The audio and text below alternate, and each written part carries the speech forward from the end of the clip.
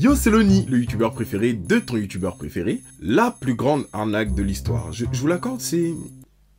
très tape à l'œil. L'arnaque de nos jours est partout. Dans nos boîtes mail, dans les petites annonces, et parfois même dans notre entourage. Mais elles sont le plus souvent l'œuvre d'amateurs. Rien à voir avec les vrais fraudeurs, ouais, des arnaqueurs nés. Ceux dont on se souvient encore des siècles plus tard. Il n'y a un seul mot d'ordre pour eux.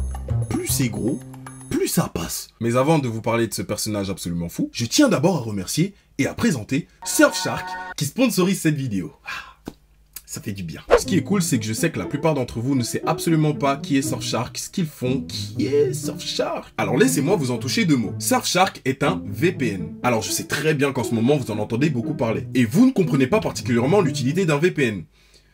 Ben, je peux vous assurer que vous vous trompez. Un VPN, c'est très simplement un système qui permet de te délocaliser virtuellement. Donc si quelqu'un te cherche, je ne sais pour quelle raison, il n'est pas à l'abri de te trouver dans un coin perdu dans un cybercafé à Pondichéry alors que tu es assis dans ton bureau à Paris. C'est très pratique aussi pour protéger ses informations en ligne. Et donc éviter de se faire pirater. Pour les anciens de cette chaîne, vous n'êtes pas sans savoir que j'ai failli tout perdre.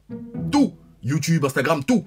À cause d'un vieux cheval de Troie de merde. Il permet aussi d'avoir accès à des contenus géolocalisés. Je suis chez Netflix, d'accord? Et visiblement, ça les amusait pendant un moment de mettre Black Panther uniquement visible aux États-Unis. À cause de la chronologie des médias, etc. Mais je vais pas rentrer dans les détails. Mais grâce à Surfshark, je peux maintenant me délocaliser aux États-Unis et vivre pleinement mon Wakanda Fever. Super simple à utiliser et disponible sur ordi et smartphone. C'est l'occasion ou jamais de choper votre abonnement. Alors bien évidemment, j'ai un code promo pour vous qui est tout simplement LONI et qui permet d'avoir 83% de réduction sur l'offre pendant 24 mois plus 3 mois gratuits. Vous avez possibilité de résiliation sur les 30 premiers jours si vous n'êtes pas satisfait. De toute façon, si vous voulez en savoir plus, toutes les infos et les liens sont en description. Merci de m'avoir écouté et maintenant on peut attaquer. Nous allons redécouvrir aujourd'hui l'histoire de ce grand artiste de l'arnaque, Franck Abagnale Jr. Franck Abagnale Jr. a connu un destin d'escroc hors du commun. Écoutez bien le palmarès, il a parcouru gratuitement plus d'1,6 million de kilomètres en avion. Et là vous allez me demander comment il a fait. Il s'est tout simplement fait passer pour un pilote de ligne. Il s'est fait passer pour un avocat. Il s'est fait passer pour un médecin. Il s'est fait passer pour un docteur en sociologie. Tout ça sans aucun diplôme ni compétence. Il a escroqué aux banques plus de 2,4 millions de dollars à l'aide de faux chèques. Il a écumé 26 pays et il a carrément mis le FBI sur les dents. Recherché par Interpol, tout, il a tout fait. Tout ça entre 16 et 21 ans. J'en ai 23, hein. Le mec a eu 10 vies. Pour commencer, intéressons-nous un peu plus au personnage en rentrant d'abord dans son enfance. Alors un truc, ça me saoule depuis tout à l'heure de l'appeler Franck Abagnale Jr. Son blaze il est trop long, on va l'appeler Junior, c'est simple, clair, précis et concis. Parce qu'en plus à un moment on va devoir parler de son père. Si c'est pour dire Franck Abagnale Senior...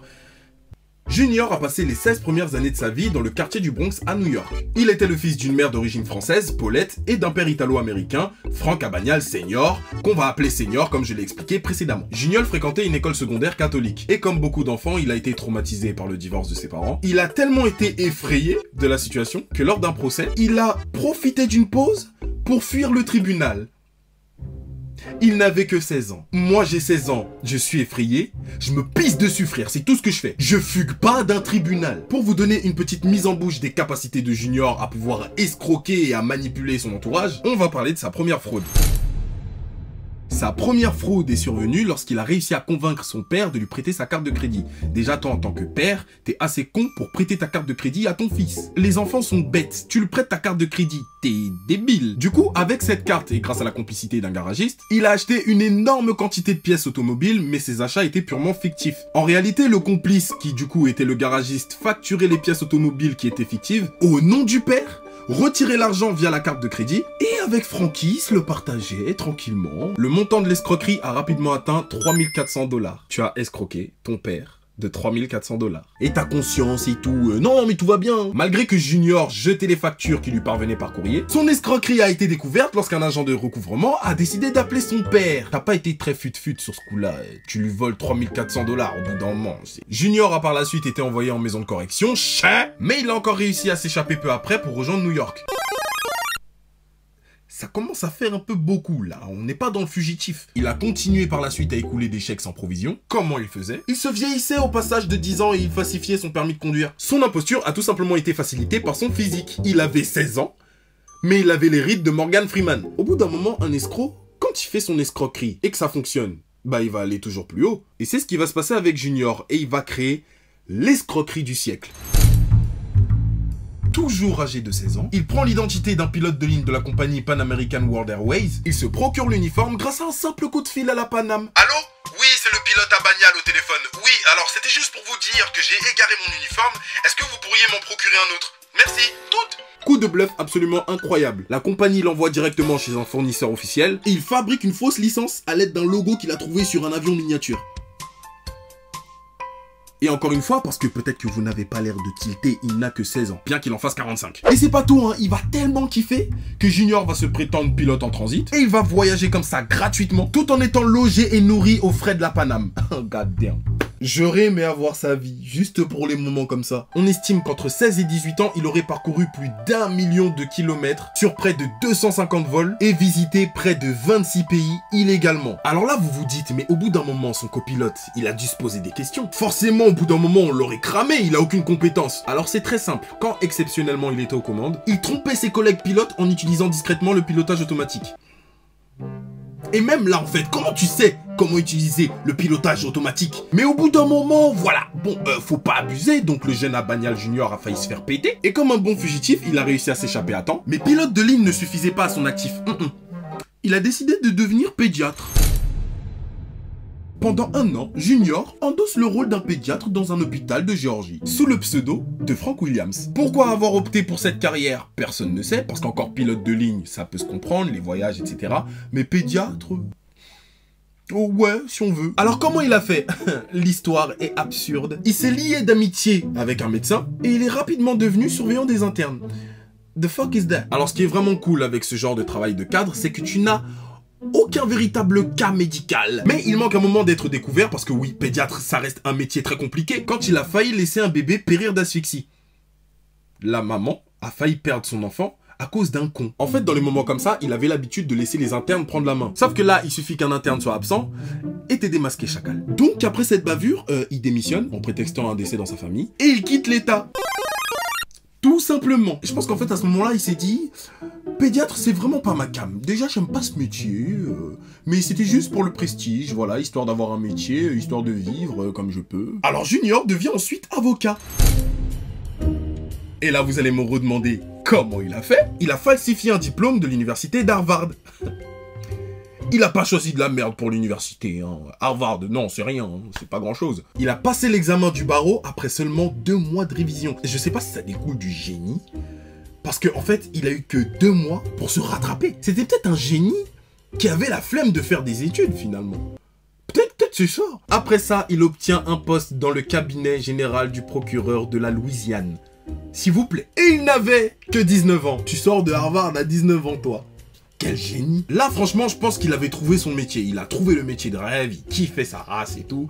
Mais le rêve n'a pas duré très longtemps. Un véritable diplômé d'Harvard a soudain mis les pieds dans le cabinet du procureur général. Oh, la coïncidence. Et merde, le procureur devait être super content. 2 diplômés d'Harvard chez moi. Ah, j'accepte, j'aime bien. Mais le vrai diplômé, du coup, s'est mis à accabler Junior de questions concernant son cursus. Parce que je suis désolé, t'as 19 piges, tu sors de Harvard. Je suis quand même curieux de savoir... Qu'est-ce que t'as fait et tout ce qui concerne vraiment l'université et tout, je veux tout savoir. Comme il ne pouvait pas répondre aux questions qui concernaient une université dans laquelle il avait jamais mis les pieds, il décide de s'enfuir. Encore une fois. Parce que son collègue d'Harvard, au bout d'un moment, il est soupçonneux, c'est normal. Il commençait même à se renseigner sur son passé. J'aurais fait comme lui. Poudre d'escampette direct. Petit récapitulatif, il a fait Géorgie, pour ensuite faire Louisiane et finir dans l'Utah. Qui dit nouvel état dit nouveau métier, alors du coup, il s'autoproclame professeur en sociologie.